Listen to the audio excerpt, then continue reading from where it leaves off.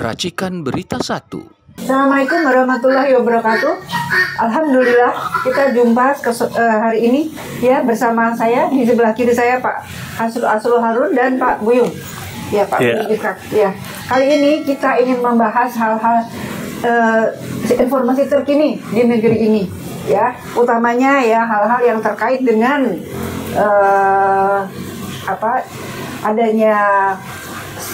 adanya pimpinan tertentu atau adanya gejala di masyarakat tertentu ini yang sebetulnya mengabaikan keadilan, kejujuran, kebenaran ya. Untuk itu mungkin kita bisa dengarkan penjelasan dari Pak Asrul Harun ya, hal-hal yang terkait dengan pengabaian atau hal-hal yang terkait dengan dilanggarnya kejujuran, keadilan, kebenaran yang berusaha kita pertahankan. Ya, selama ini dilanggar oleh orang-orang tertentu. Ya, oleh orang tertentu, oleh pejabat tertentu, ya.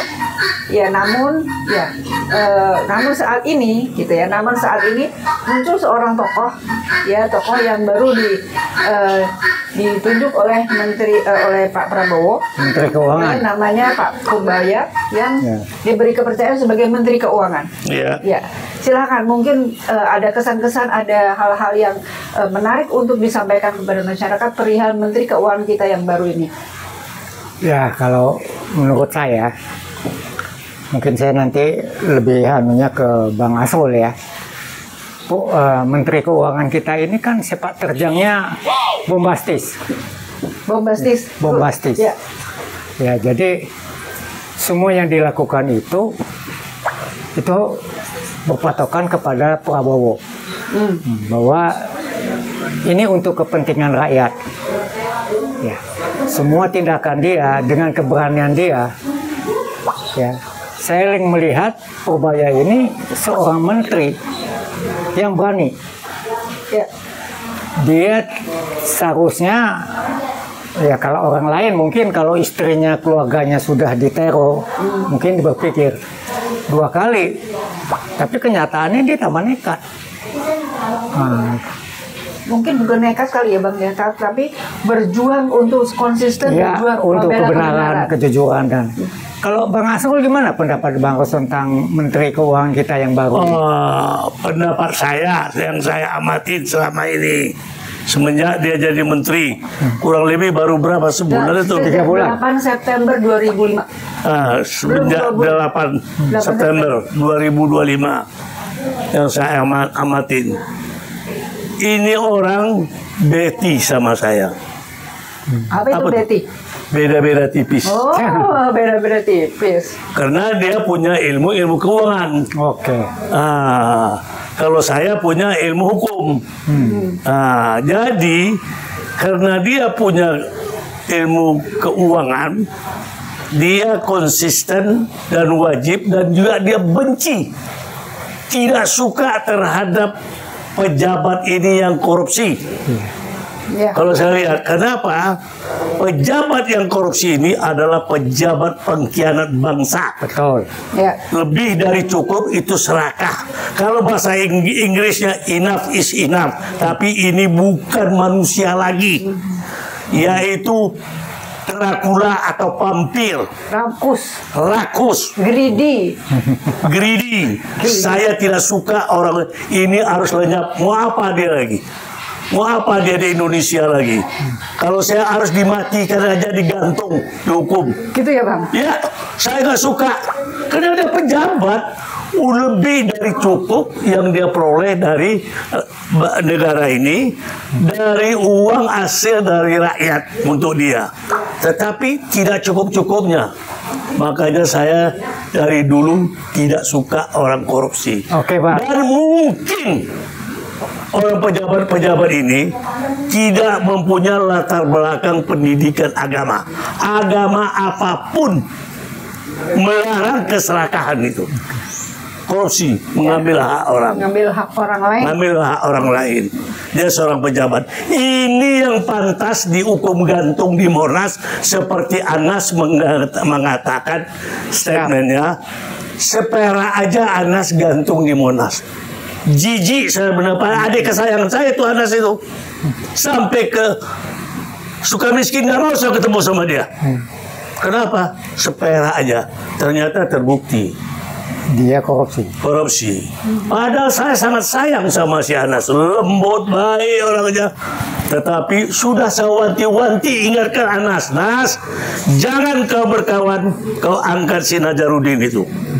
Kalau kami orang Medan, jumpa keling atau India, jumpa ular, yang kami bunuh dulu Indianya, kelingnya. Ularnya kami pelihara, kami ternakkan jadi tas kulit ular. Tapi kalau kelingnya kalau rusak, akhirnya betul. Dia tidak mengabaikan nasihat saya, makanya saya nggak mau lihat dia ke Sukamiskin. Cuma satulah koruptor yang saya lihat di Sukamiskin, yaitu Gubernur Medan. Kenapa gitu, Bang? Ya karena lucu orangnya. Junior saya orangnya lucu. Lucunya apa? Lucunya ada aja, pokoknya senang aja, lucu. Cuman karena dia perlu duit, dia koruptor, terbongkar. Karena dia bupati, punya kesempatan, dia gunakan karena biaya untuk jadi gubernur itu punya duit.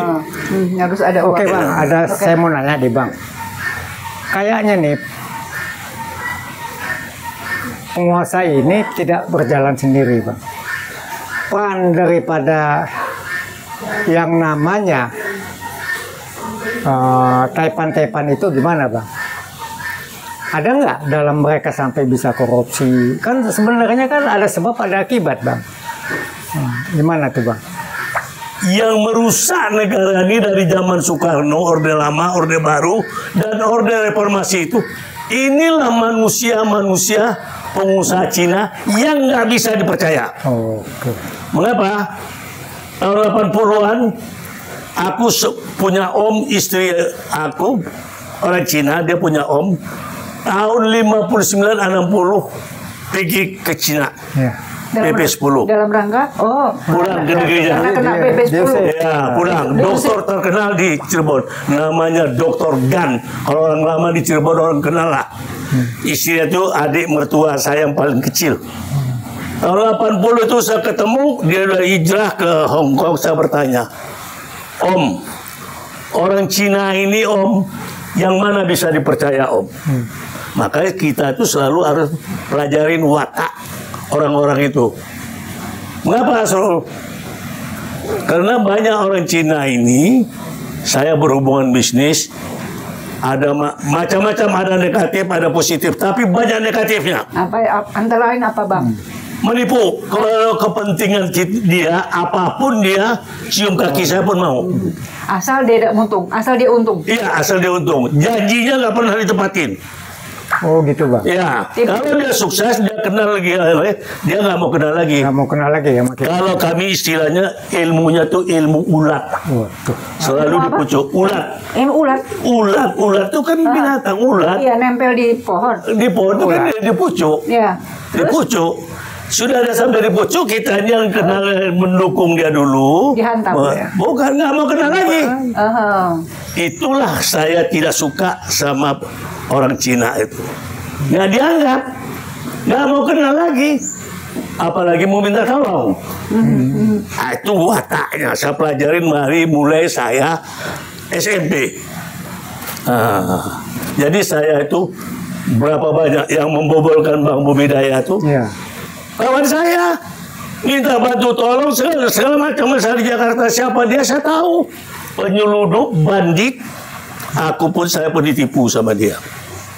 Jadi balik lagi saya bertanya, Om, siapa yang bisa dipercaya, Om? Yang dipercaya itu orang intelektual, orang saintis, orang sinse yang jual-jual obat. Kenapa itu? Ya itu bisa dipercaya. Karena ilmunya banyak. Ya, kejujuran. Kalau yang lain yang pengusaha, hati-hati, Asrul. Itu bandit semuanya. Dia bilang, itu di Hong Kong. Dia bicarakan sama saya. Kenapa? Itu budaya dia. Mengapa? Menghalalkan segala cara demi mencapai tujuannya. Nah, tahun 80 tuh saya di Hong Kong. Lantas, hati-hati.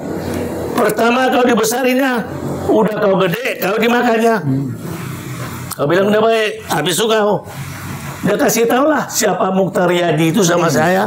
Dia tahu orang Cina Malang. Nah, dia ceritakanlah semuanya.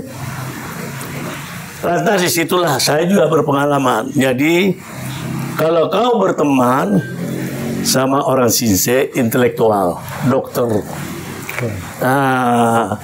jadi saintis, jangan sama pedagang. Habis kau ditipunya nanti katanya. Nah, saya dengar-dengar memang banyak saya perhatikan. Jadi Bang, yang merusak ekonomi itu mereka ini menghalalkan segala cara. sebaiknya kita menghadapi mereka seperti apa Bang? Apa mereka tetap harus tetap hidup, tetap di Indonesia apa bagaimana Bang? Ya kembali aja ke habitatnya, negerinya. Makanya kalau negerinya nggak bisa hidup dia, apalagi dengan zaman sekarang nih, mati ditembak. Kita aja mau besar-besarin dia. Oke Bang. Aku sampai bencinya aku sama Cina, bini aku dapat Cina. Waduh. Untung dia jadi orang baik. Bini Abang pun Cina nih? Iya. Waduh. Namanya mesti nama Cina. Itu pun pilihan ibu aku, orang baik mah kau. Tapi dia masih Islam Bang. Oh iya, sama Hamka, aku bawa dari Belanda. Hebat Abang. Jadi itulah benci sama orang akhirnya dapatlah Islam. Jadi nggak boleh benci Bang. Nggak boleh benci. Jadi nggak boleh terlalu benci Bang. Iya, tapi apa? Karena aku dikecewakan, segala macam dibohongin, ditipu dulunya. Abang aja bisa dibohongin, apalagi Iya, kita, bagaimana? Kita kan berkawan kan, percaya. Percaya. Ada lagi Pameo di Medan itu. Aku ditipuin dia. Tahu nggak, tahun 50 ribu dolar aku ditipu sama India. Bayangkanlah itu. Satu-satunya bangsa dan orang atau suku bangsa itu India. Tahun 50 ribu dolar aku ditipu. Sampai sekarang dokumennya ada sama aku. Tapi aku mau, ya udah, dari larang. Ya. Oke, ngomong tentang Luhut gimana nih? Nah, iya, ini Abang kenal punya informasi mengenai LBP? Wah, saya mengikuti itu benar kali lah informasi A1 itu di depan publik. Ya, informasi A1? Iya, di LC itu bukan umum. Ya. Waktu Karni Ilyas saya penggemar ILC. Apa kata si Salim Said, bekas wartawan, penggambar sejarah, orang Arab Parepare itu. Luhut itu ideologinya, pahamnya itu komunis PKI. Jelas ya. Ya, itu dia bilang Salim. Dari mana Bapak? Pak Beni yang ngasih tahu. Pak Beni padahal tentara. Pamannya adik bapaknya itu lari ke Australia. Itu di TV One, buka aja jejak digitalnya. Makanya dia tidak pernah jadi panglima. Dia pernah menjadi komandan Korem di Jawa Timur. Tidak pernah jadi panglima Luhut. Jadi pangkat tertingginya sebelumnya apa? Nggak pernah jadi panglima, jadi sampai level? Ya sampai ikut dia sama Pak Beni lah, sampai dia bintang 1. Saya kenal dia berjabat tangan waktu dia pangkatnya mayor, ulang tahun Hendro Priyono di Bandung. Waktu itu Hendro Priyono jadi Kodiklat. Nah, sesudah panglima di DKI pindah ulang tahun, datanglah Luhut pakai militer dengan baret hijaunya. Waktu itu dia pangkatnya Brigjen. Salam, kenalin. Aku perhatiin mukanya. Aku suka memperhatikan muka orang. Ini orang yang baik atau tidak baik. Oh, ini koboi juga orangnya. Tampang kayak Jack Palance gue lihat ya. Iya benar Bang. Kayak Jack Palance. Iya. Iya, bintang film koboi itu. Iya, aku lihat tampang kayak Jack Palance. Oh, ini yang nama Luhut ini. Dan sering juga aku kalau lebaran ketemu rumah Akbar Tanjung, dia ada juga di situ. Sesudah itu udah pensiun, jadi orang Golkar dia. Luhut di situ. Karena acara rumah Akbar Tanjung sering aku ketemu. Cuma aku nggak mau ngomong sama dia. Nah, Mengapa? Itu orang katanya, mengapa aku nggak mau ngomong? Biasa aku suka. Itu yang mau jadi pertanyaan kita kan? Iya, mengapa? Jangan aku tersinggung. Kau lihat dia suka underestimate sama orang. Kalau aku di underestimate kan, Panjang cerita bang. bisa aku merepet, bisa aku maki juga. Dia aku nggak ada takut sama orang. Aku aja kebenaran. Jadi aku menghindar aja. Jadi ini orang selalu underestimate. Apalagi dengan gayanya kalau lihat siapa dia, mau apa dia, pindah aja dari sini. Kayak orang jagoan. Kayak yang punya negeri aja. Kayak dia nenek moyang yang punya nih. Aku nggak suka orang-orang begitu. Memang nggak pantas hidup di Dan Indonesia.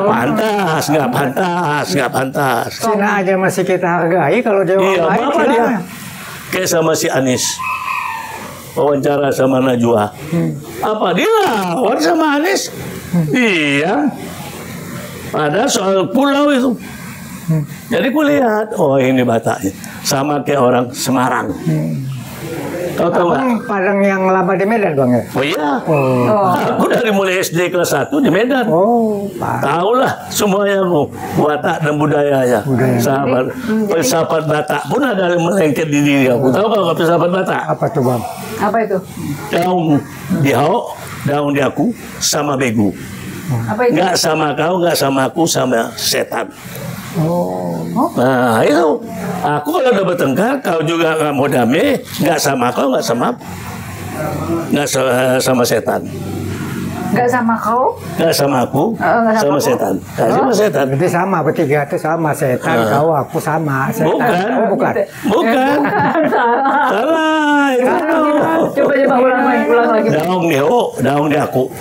Nggak sama kau, nggak sama aku, sama begu. Begu itu setan. Itu udah kaji terakhir sama aku tuh. Kalau bisa damai ya damai. Kalau enggak, juga udah. Kalau enggak, Ya. Apapun Kalau apapun, hasilnya. kalah pun jadi arang. Kalau nggak jadi abu. Iya. kalah jadi arang, menang jadi abu. Menang jadi abu. Kalah jadi abu. Patah abang nih. Kalah jadi abu, menang jadi arang. Kita itu harus pelajarin apa maksudnya. Ini apa maksudnya. Nah, jadi itulah sifat dan Batak aku. Makanya ada dua persamaan orang Batak dengan orang Jawa. Jawanya di mana? Di kota Semarang. Oke. Kenapa? Semarang. begitu? Coba, kenapa? Saya tahun 75 dari Kapten Asim pas soal pres. CPM dia. Aku haus nih bang, minum Ya. kopi lu bang. Lasul tadi sudah cerita dari Aceh sampai DKI. Terus? Nah, saya cerita kalau Aceh terkenal tipu Aceh. Kalau Batak terkenal gertak Batak. Kalau dia gertak Batak, mencret kita dibuatnya. Ini Medan, Bu. Takut kita juga ya. Saya setahun lamanya di gertak. Nah, Sama? orang Batak harus waktu SD. Habis nggak berani sekolah kalau nggak ada duit. Tahun kedua itu yang dinamakan habis takut timbul berani. Dua-dua aku sikat, siapa aja yang jago kusikat dulu dua tuh aku SR. Nah, baru aku jadi merdeka di Medan itu. Jadi gertak Batak, Gurindam Barus, kampungnya Akbar Tanjung, Terus? Lagak Padang. Tahu nggak Lagak Padang? Apa itu? Tahu nggak kau? Orang Padang nih bang. Iya, tapi orang Padang banyak nggak tahu. Tahu bang. Enggak, banyak. Gayanya. Iya. Belum makan, seolah udah makan. Gengsi. Aku apa yang ada aja. Berbeda. Nah ini Padang yang lama di Medan begitu. Ya, sportivitas, keterbukaan. Ya. Dan aku nggak mau nipu-nipu orang, berapa gunanya. Ya, sportivitas, keterbukaan. Nggak Ya, itu. mempertahankan kejujuran ya, Bang. Kejujuran, iya. Sudah tertanam sejak sepanjang hidup mempertahankan kejujuran. Ya, Ibu tahu nggak mengapa kejujuran itu dibutuhkan? Apa sebabnya? Ya. Apa Ibu? Tahu nggak Ibu? Ya, artinya Saya mau tahu juga ada komentar untuk Ibu. mempertahankan keadilan, mempertahankan yang benar itu ya melalui antara yang benar, jujur, adil. Kalau Ibu jujur, kata orang tua-tua di Minang yang saya dapat ilmunya dari kakek saya, selamat Ibu. Amin. Kemana pergi? Jadi kalau kejujuran itu deret hitung. 1 tambah 1 2. Kalau kejelekan itu namanya, tahu nggak Ibu? Apa itu? Deret hitung sama deret angka. Ya. Deret ukur. Deret ukur. Deret ukur. Kalau nama Ibu sudah jelek, kemana aja Ibu hati-hati itu. Jadi langkah Ibu sempit. Ya. Itu diajarin oleh kakek saya. Itu falsafah yang sangat tinggi. Gue ingin 53 tahun yang lalu, saya pulang dari Eropa. Di zaman Belanda, kakek saya itu ditakutin, diseganin orang di Pariaman. Zaman Belanda tuh, Pak? Iya, makanya dia kepala negeri. Sekolahan aja zaman Belanda sama keponakannya sekolahin ke Jogja. Jawa dia ke Amerika ukurannya itu. Dulu ya, Pak? Iya, zaman Belanda. Terus Gama lah, Bang ya? Enggak, pokoknya sekolahinnya ada anak keponakan itu sama dia. Dia sekolahin. Jadi anak di pangku, keponakan dibimbing. Ya, itu kalau membimbing itu nggak capek. Terus tahun 72 aku pulang dari Belanda, aku tanya lah. Kalau kita opung itu, ungku panggilannya. Ungku zaman Belanda terkenal. Punya ilmu dan diseganin orang. Dikenal di Pariaman, kota Pariaman ini. Tangannya tangan Braja Musti. Apa tuh Braja Musti? Tangan, kalau di Jawa Braja Musti tangan Gatot Kaca. Nah, terus aku ini baru 4-5 negara di Eropa. Kasihlah ilmu pagar diri aku. Aku mau keliling Eropa dan keliling dunia. Jaga diri aku. Kau bawa, kau jemput aku kemarin, kau belikan aku baju, kau kasih duit untuk belanja aku. Ilmu itu nggak ada. Ilmu apa nggak ada? Ilmu kebal tangan yang itu nggak ada tuh kau itu.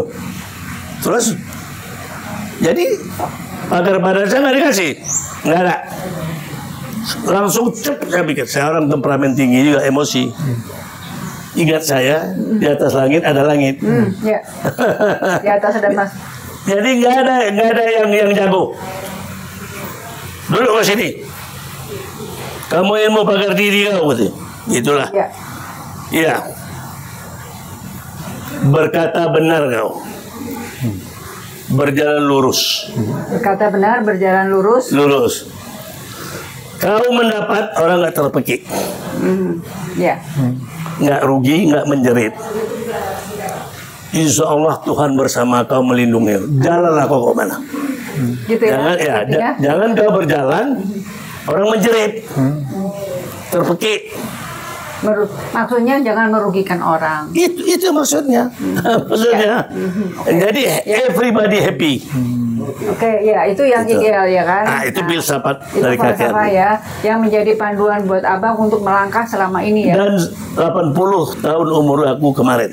Alhamdulillah. Nah, itulah tidak ada pernah ada hal. Orang sangka masih 60. Ya, boleh aja kau nyangka. Kemarin 23 80 umur. Ya, alhamdulillah. Keliling dunia aku kemana aja nggak ada problem. Ya, alhamdulillah ya. Karena aku nggak merugikan orang. Jadi bagus aku dirugikan orang daripada aku merugikan orang. Pasti aku dicari. Ya, sakit hati. Ini kejadian lah macam ini sekarang ini. Kan terbongkar semua nih, belatung-belatung busuk ini bangkai keluar semuanya. Ya. Diungkap, rasain mampus. Itu harus dukung gantung. Saya nggak suka. Oke, ya kelihatannya ini mengenai barusan yang abang bilang mengenai hukum gantung, mengenai belatung dan sebagainya ini. Kelihatannya kita bisa lanjutkan sesi berikut ya bang ya. Untuk yang sesi 1 kita tutup dulu, tapi kita selalu kembali kepada veritas, probitas, justisia. Oke, ya terima kasih banyak bang. Makasih bang. Sama-sama.